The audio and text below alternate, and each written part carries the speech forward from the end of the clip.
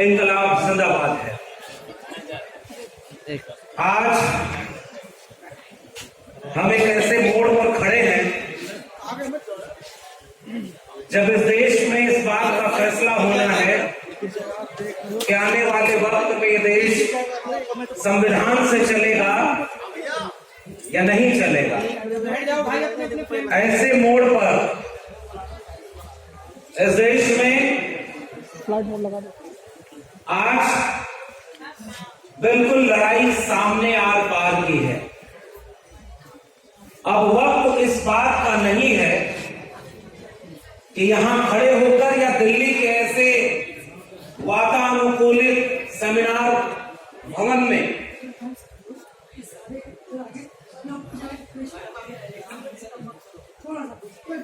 Madam आवाज तो सुनिए सब लोग। चेहरा तो देखा हुआ है उनका, फेमस चेहरा है। ठीक है, एक बार सब लोग सुन रहे सुन लेंगे।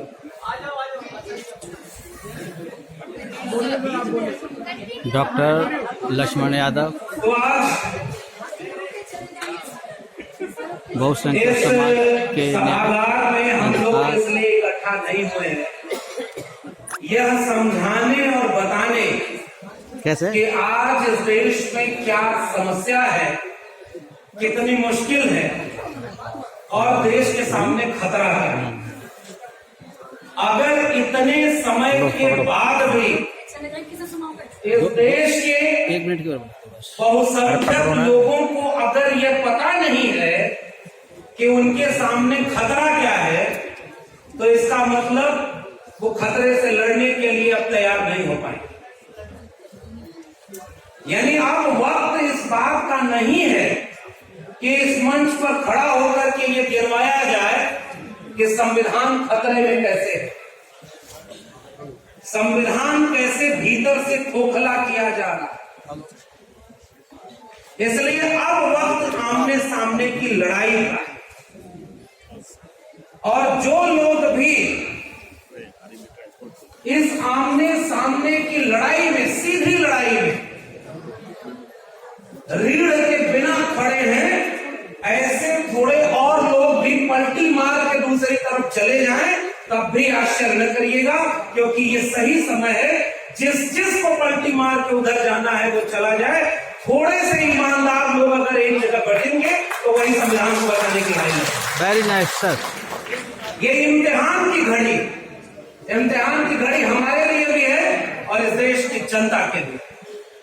क्या आप इस देश में हमें यह बताने की जरूरत है कि आज इस देश को स्कूल, कॉलेज, विश्वविद्यालय की जरूरत है या इस देश में धार्मिक मसलों पर बहस करने की जरूरत है?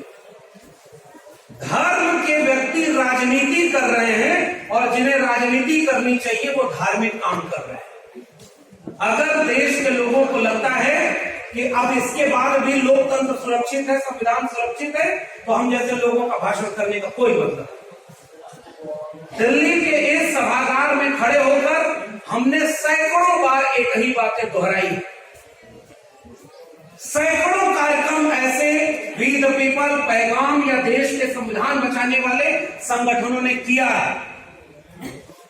और आज इस बात को मैं कहना चाहता हूं, हम जिस फूले, अम्बेडकर, पेरियार, बिरसा मुंडा, जयपाल सिंह मुंडा को याद करते हैं, थैंक यू लक्ष्मण यादव, बसपांडा आंदोलन को याद करते हैं, अपनी विरासत को याद करते हैं, आपने अपना बर्ताव रखा, तो हम एक बार साफ कहते हैं कि वो लोग आदर्श पर्व अपने मुश्किल वक्त में ऐसी लड़ाई लड़ गए कि हमने याद कर ले रहे हैं। मैं रामवीर सिंह, और अगर आज ऐसे वक्त में हम अपने हिस्से की लड़ाई नहीं लड़ पाए तो आने वाली पीढ़ियां हमें जरूर याद करेंगी। लेकिन